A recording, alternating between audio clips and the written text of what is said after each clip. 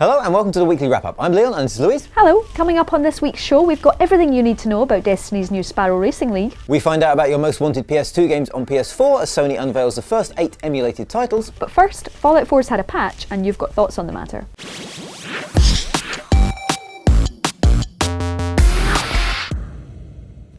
If you're playing Fallout 4, you may have noticed an update recently with the game's first big patch hitting consoles. It doesn't actually do anything too radical, simply outlining things like general memory and stability improvements, although there are fixes to various mission glitches and some graphical tweaks. For the most part though, you seem happy with how the game's been performing anyway, with Eric Spear saying, "I've never had any glitches on PS4 and I've played since release." And Dion Day confirms the same, "I hardly had any problems on my Xbox." Yes, a few people have had issues here and there, but with so many people playing the game, there's bound to be a few hiccups, and it doesn't seem to be anything really game-breaking. Although, one of the things you really do seem to have a problem with is Fallout 4's slightly flaky grasp on gravity, reality and solid objects. "I bet my vodka bottles still fall through my bar and all my place decor ends up in my basement," says Jacob Lander. "Bethesda can make it look pretty, but can't figure out how to keep a table lamp from molecularly fusing with my nightstand." Now, Matt Lund has a similar problem, except in his case, bottles end up in the roof and I can't reach them to get them back. And Joseph de Orlac Sr.'s lamps always end up to be inside his end tables. Now there's one glitch that a lot of you seem sad to see go though, and that's the money bug that lets you duplicate bottle caps through dodgy dealings with vendors. "Please not the money one," says Rachel Willie. "No more bottle caps glitch if you update," says Dusty Tucker.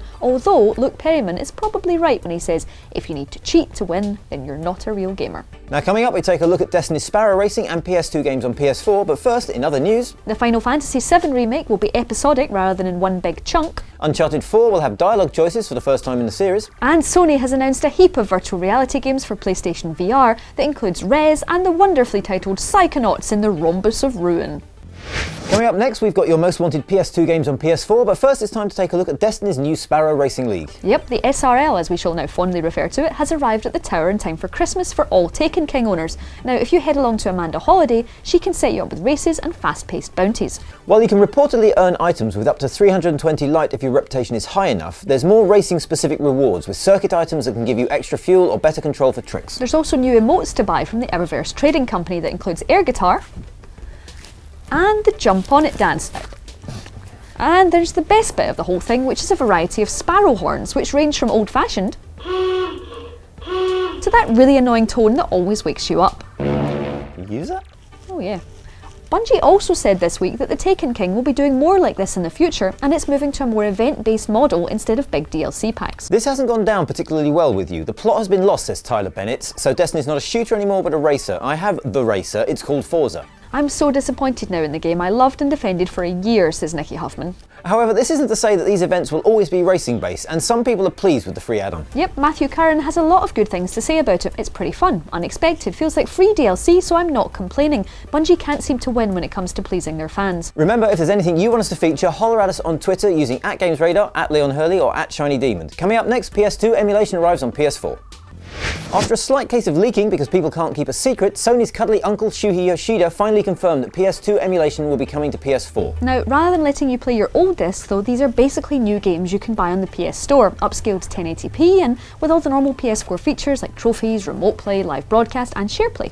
Already available are Grand Theft Autos 3, Vice City and San Andreas, Rogue Galaxy, The Mark of Cree, Twisted Metal Black and War of the Monsters.